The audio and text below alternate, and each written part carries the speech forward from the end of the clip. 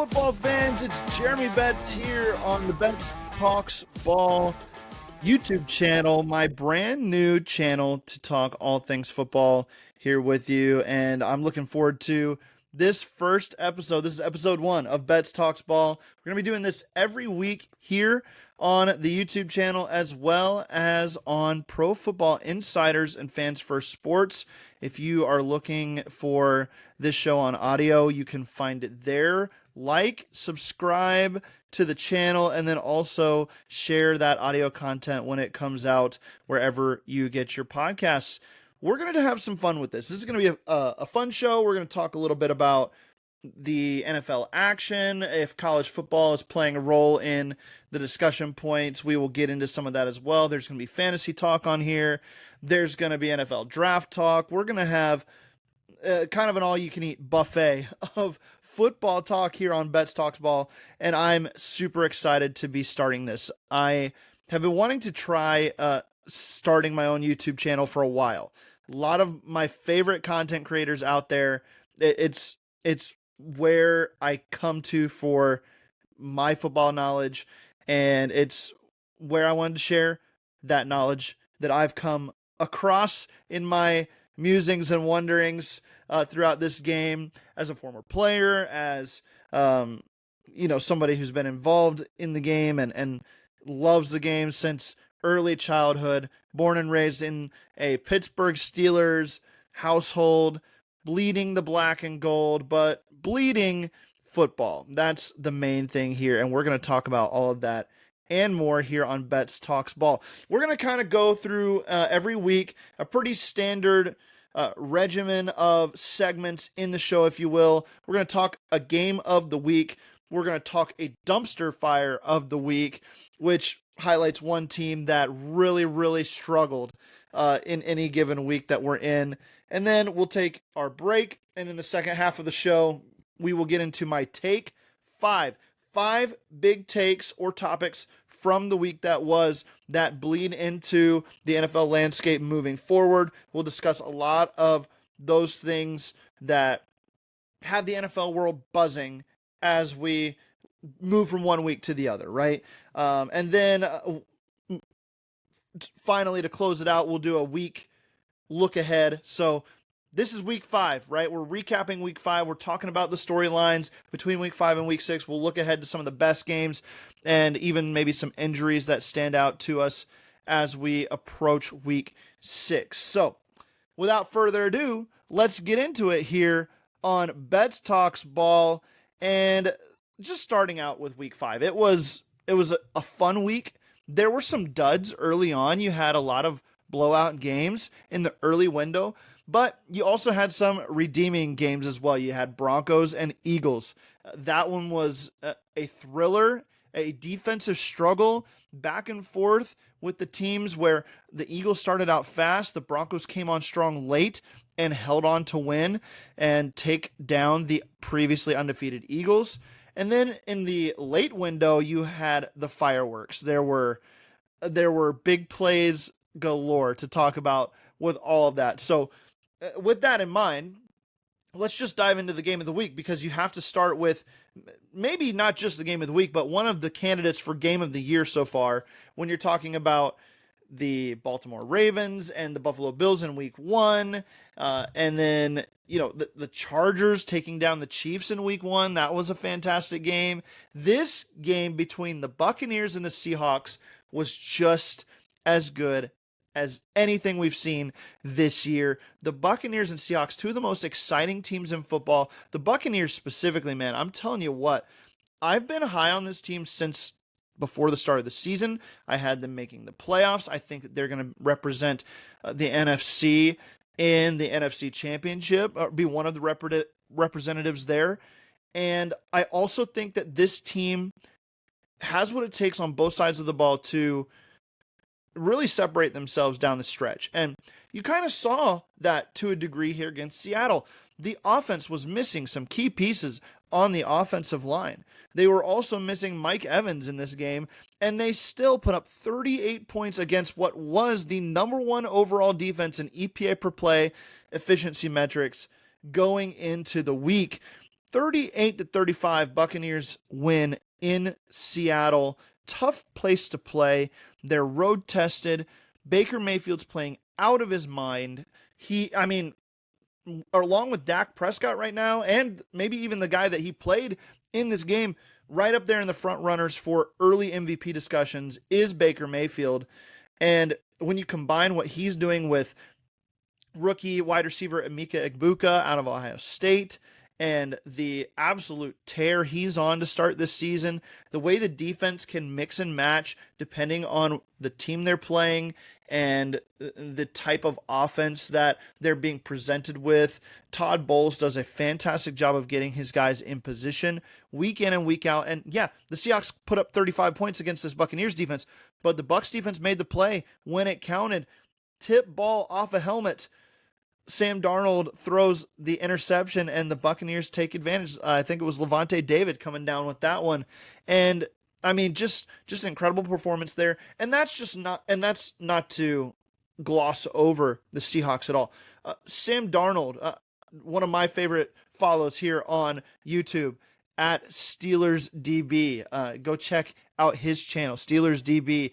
Derek Bell, he tweeted out that Sam Darnold is unconscious, like playing unconscious this season. He really is. He's just on another plane of accuracy, of anticipation, and like Mahomesian off-script stuff that you just don't see out of him typically. It's been so fun. This was the game of the week, lived up to the billing, back and forth, touchdown after touchdown, scoring drive after scoring drive until that interception, which basically sealed it for the Buccaneers.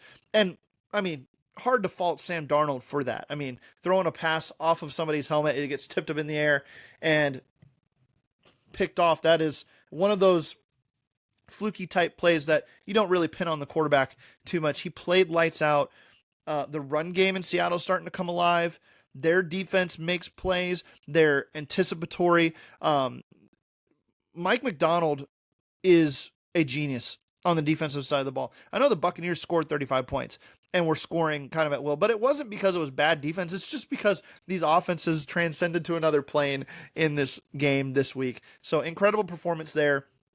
Let's move the needle, though. That was the game of the week. Let's check in on the dumpster fire of the week. And my gosh, what on earth, Arizona Cardinals? What on earth, Jonathan Gannon? What on earth, Emari Demercado? I mean, good grief. You had this game in hand if you're the Arizona Cardinals.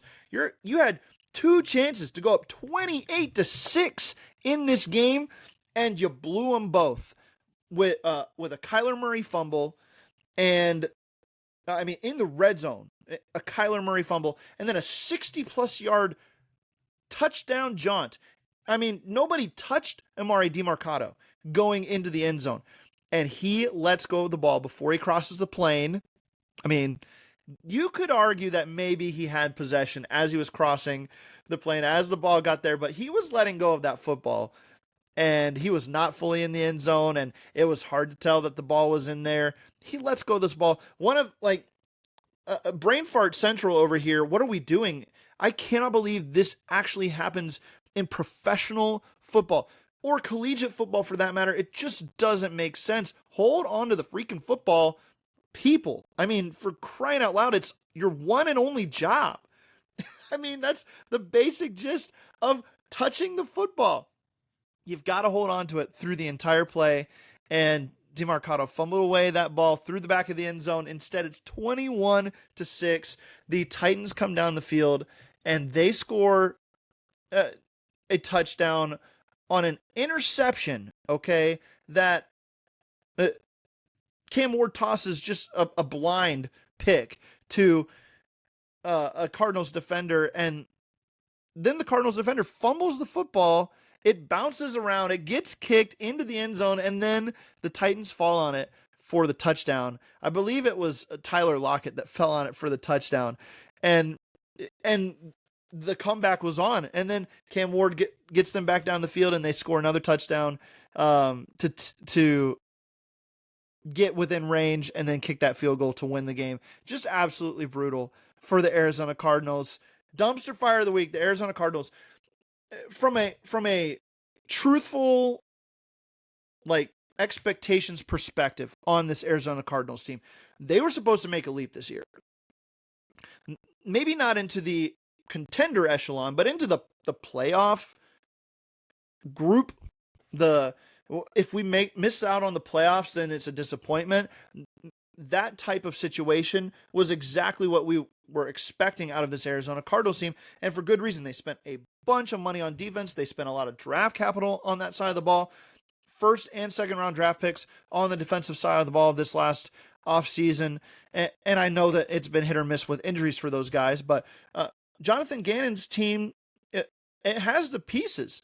Kyler Murray's supposed to be a good quarterback. Maybe not an elite quarterback, but a good quarterback. He's supposed to have the weapons on offense to be able to make this go.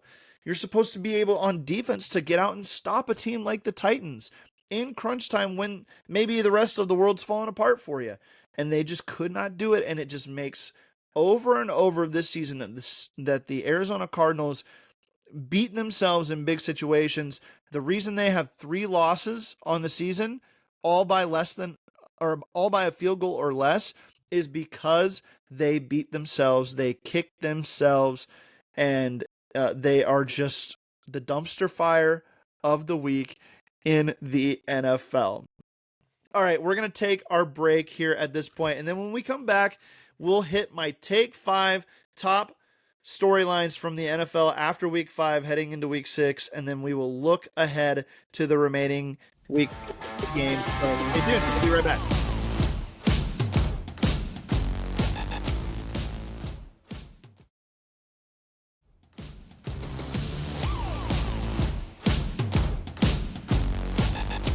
Welcome back to Betz Talks Ball, week 5, week 6 edition. We are heading into week 6 after a wild week 5, and I've got take 5 for you, 5 takes that you need to be aware of as week 5 concludes and we move into the next round of NFL games, starting with Thursday Night Football.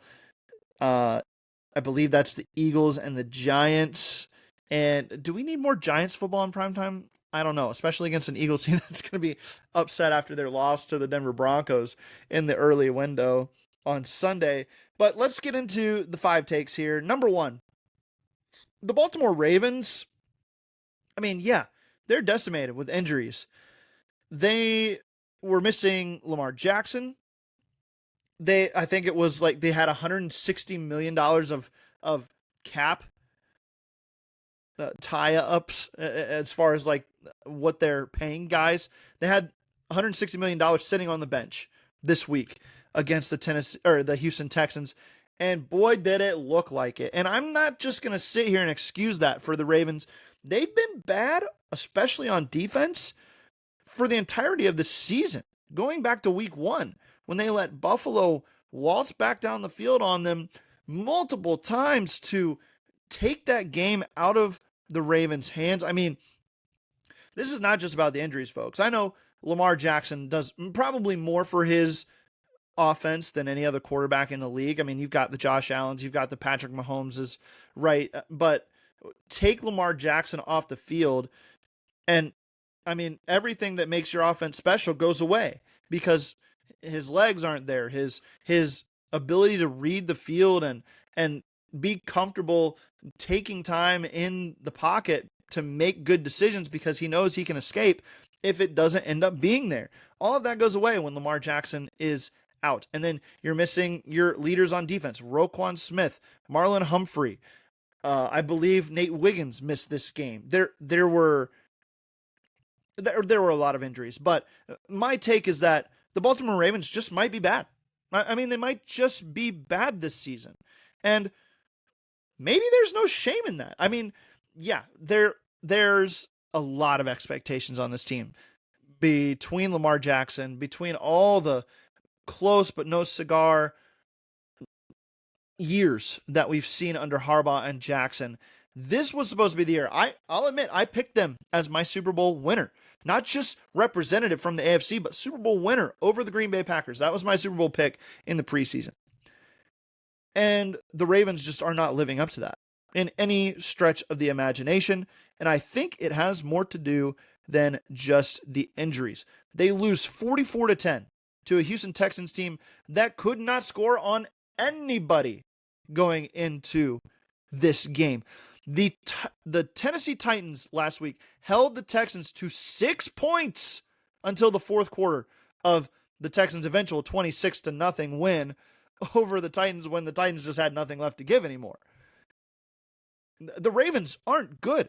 They just got smashed by a Kansas City Chiefs team last week with Lamar Jackson, with most of those guys on defense playing portions of that game. And that Kansas City Chiefs team just got beat on Monday Night Football by the Jacksonville Jaguars. Okay? The Jaguars are good. They're not that good. They're not great. They're not supposed to be on the level that Baltimore and the Chiefs were supposed to be on this year. And the Chiefs are a storyline in and of themselves. But when we're talking about Baltimore, they might just be bad. They get the Rams this week, week 6. We'll talk about that a little bit later. They could fall to 1-5 going into their bye week, even if Lamar Jackson plays against the Rams.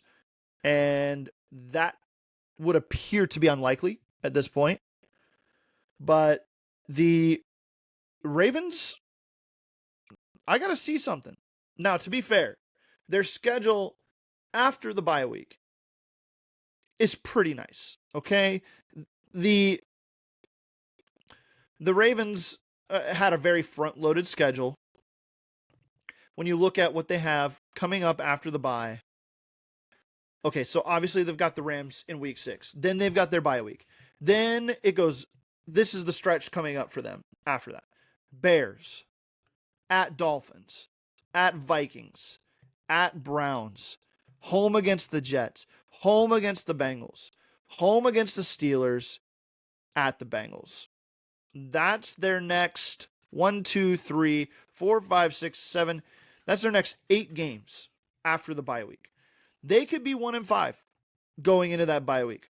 They could also rattle off 8 wins in a row coming out of the bye week. The Bengals have no Joe Burrow. The Ravens seemed to get off their Steelers curse last year. The Jets suck. The Browns suck.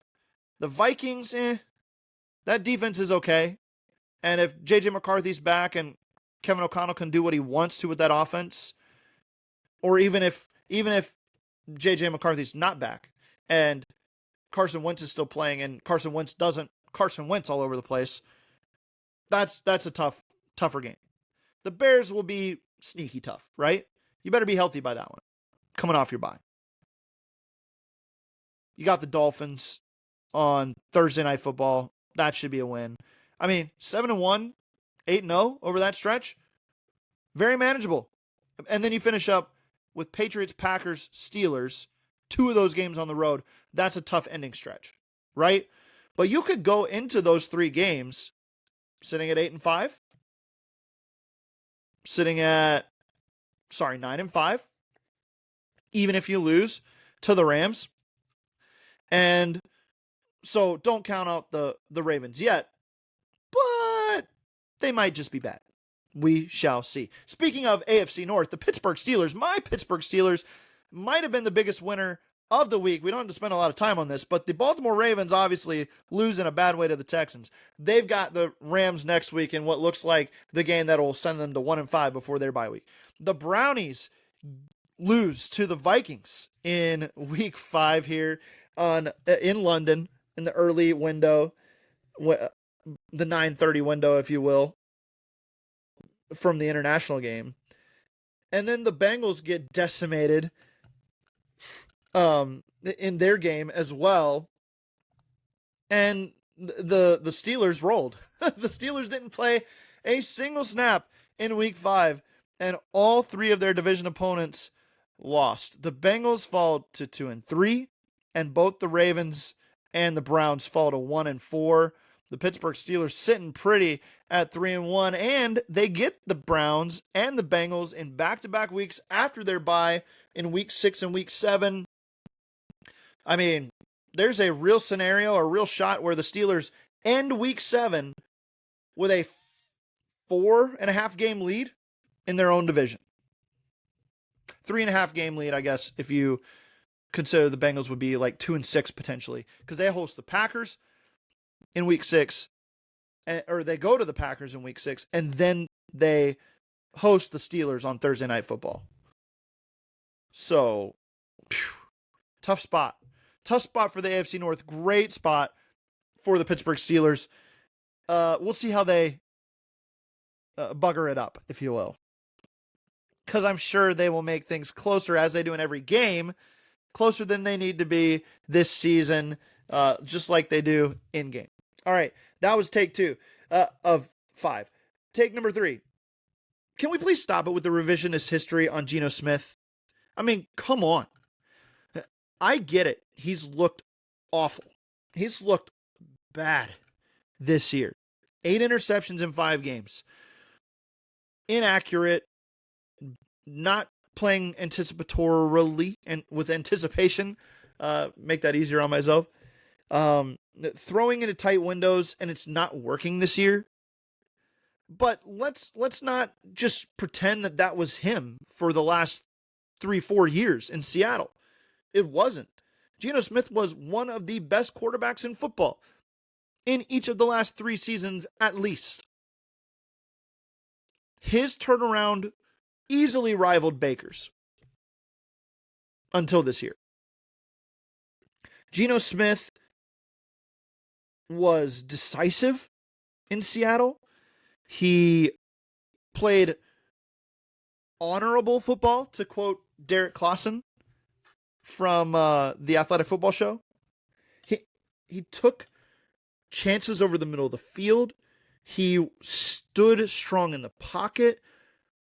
He played with vision, anticipation. I can't believe I'm struggling saying that word so bad. And, I mean, enough playmaking ability outside of structure as well that it was pretty clear this guy was a top 12-ish quarterback every time he stepped on the field the last 3 years. The numbers back it up, whether it's traditional statistics or advanced metrics. The eye test said it as well. I know he threw some picks. It was the Geno Smith experience, right? Much like the Dak Prescott experience. He's going to throw some picks because he's willing to make throws that other guys just aren't.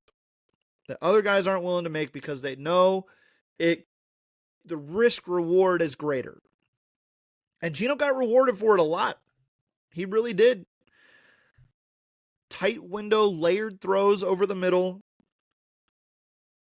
In structure, out of structure. Geno Smith was a good quarterback.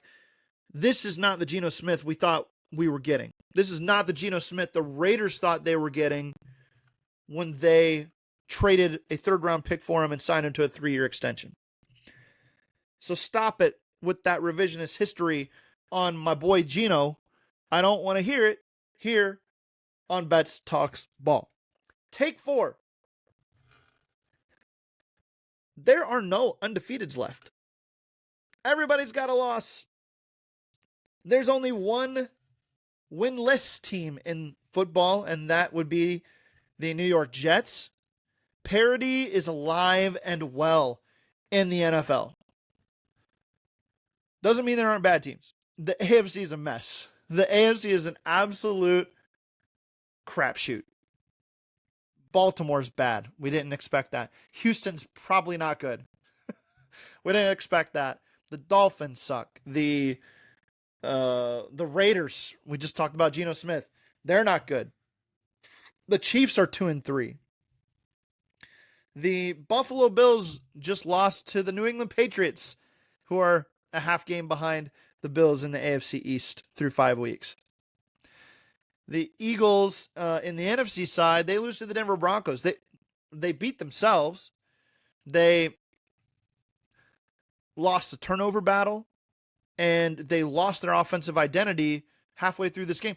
They haven't had an identity on offense all season, but at least you could count on Jalen Hurts making some plays throughout the game, and he did that early, and then it just all went away. And so now the Philadelphia Eagles have their first loss.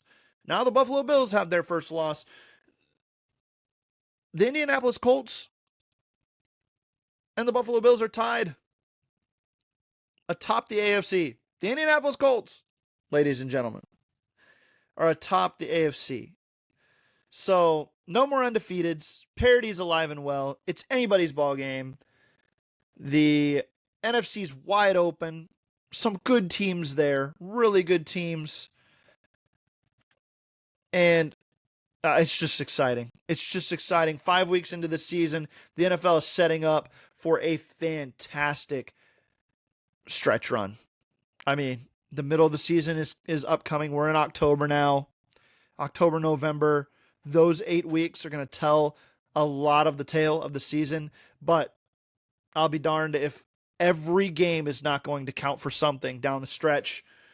It's just the way it's shaping up, and I'm so excited for it. Absolutely ecstatic. So yeah, NFL is king.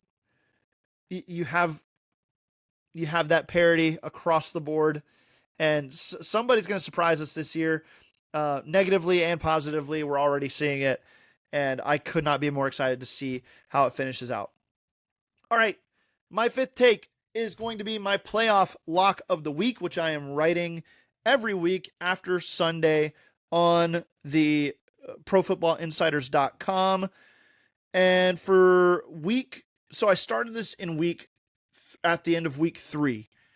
And I thought it'd be, try to lock the playoff field, all 14 teams, by week 16. So you had week 17 and week 18, where we know there's going to be some win and you're in type games in that scenario, to see if I could get it right. And so in week 3, I locked up the Eagles. Obviously, you start with the Eagles. I know they just lost, so vibes are a little bit down, but come on, it's the Eagles. They went 4-0 before week 5, playing crappy football on both sides, specifically on offense, though. But the defense was hit or miss. The defense has gotten better, but the offense is still a work in progress.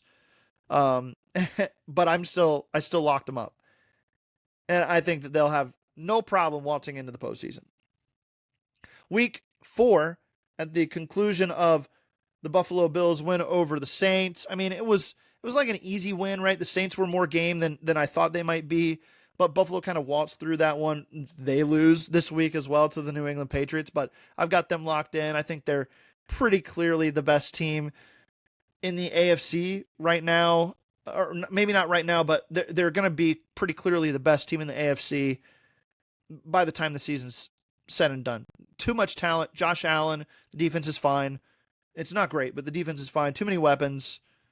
The offensive line's too good. The coaching staff's too consistent. They're a lock. And this week, my lock of the week for week 5, we go back to the NFC, and we're locking up the Detroit Lions, who actually hit number 1 on my power rankings for the week as well. You can go check that out as well at profootballinsiders.com. The Detroit Lions jumped to number 1 on my power rankings. They are playing the best brand of football in the NFL.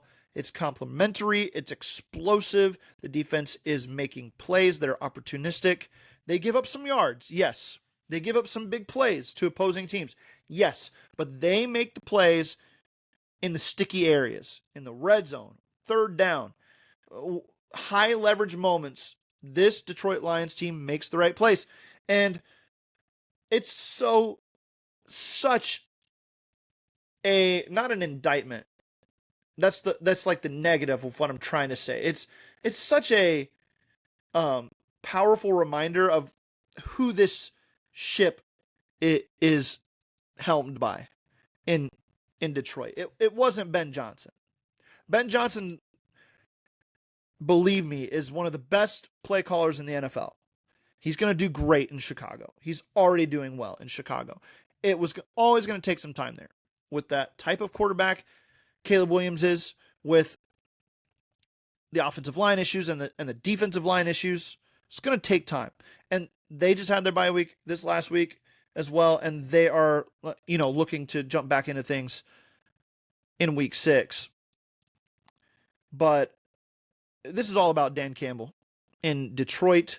He knows this team. He has designed a culture that rivals the Mike Tomlins, the John Harbaughs, anybody, the Andy Reids. He's just built this thing up, and it's unbreakable right now.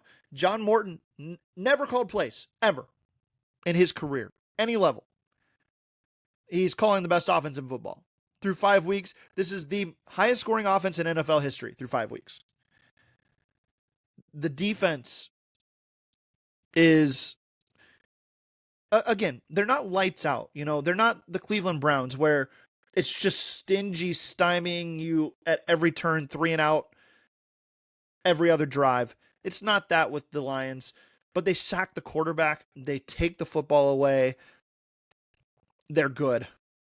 I know they're missing Terrion Arnold now for a few weeks. I think he's going to IR, but they've got the depth to make up for that. They just can't get bit by the injury bug like they did 2 years ago, and they should be fine. They are my playoff lock of the week. So 2 teams in the NFC locked up, the Eagles and the Lions, and then 1 team in the AFC locked up. That would be the Buffalo Bills. That was take 5 here on Betz Talks Ball, and let's close it out with our Week 6 look ahead. Some of the best games coming up in Week 6. Obviously, you got to start with that Ravens-Rams game. Now, when I say that, I guess I'm saying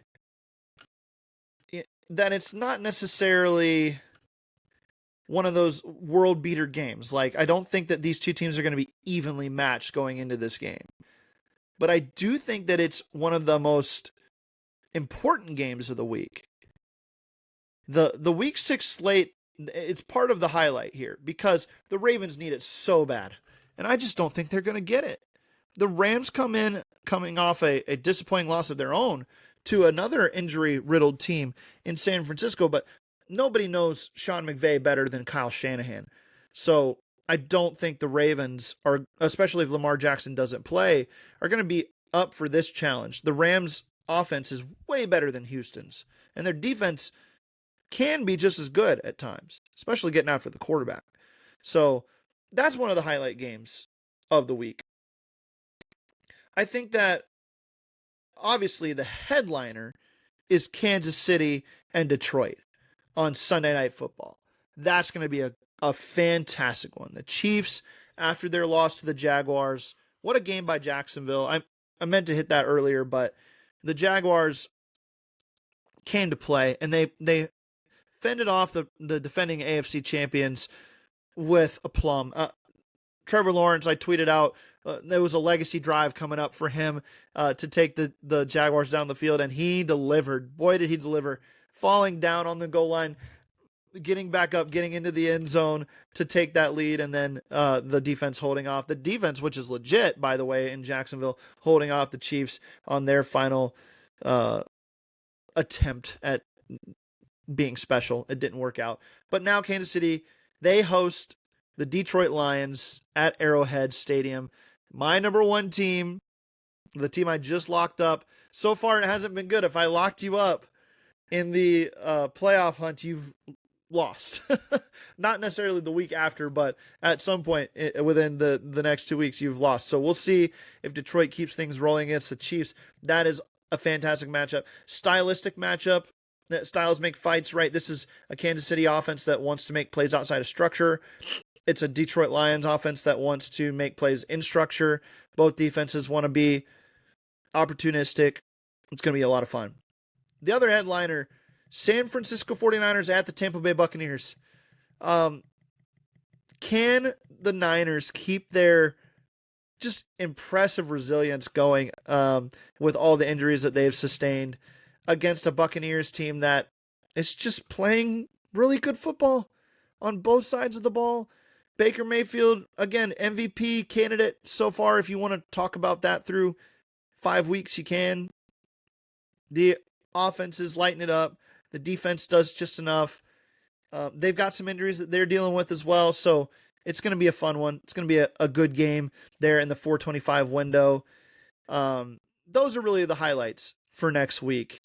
Monday night, it's Buffalo at Atlanta. and 7:15. There's another doubleheader. And then you got Chicago and Washington. That's a fun one. Chicago and Washington.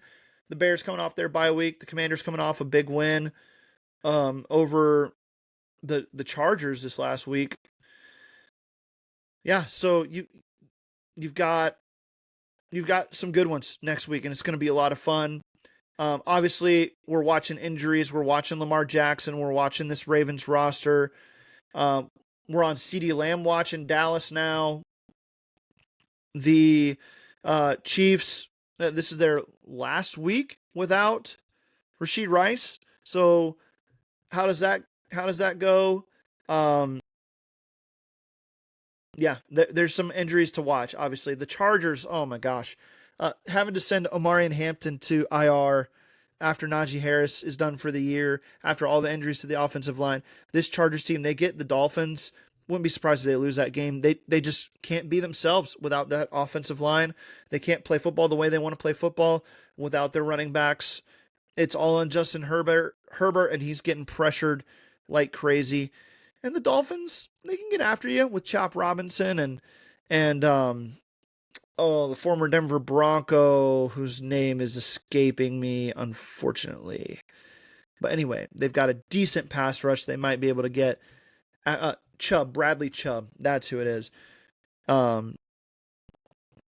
If they can stay healthy up front. So some stuff coming up, some good games. Oh, Seattle-Jacksonville. I should mention that one.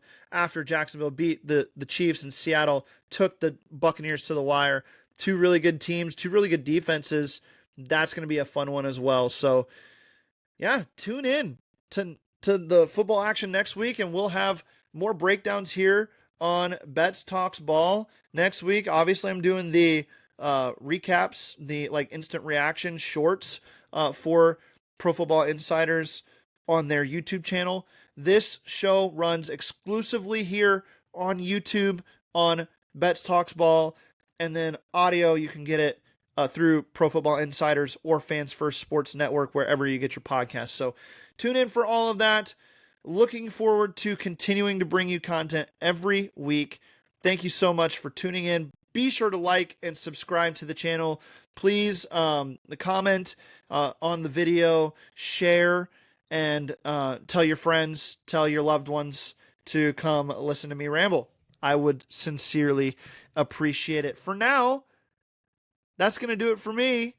Betz out here on Betz Talks Ball. We'll talk to you next time.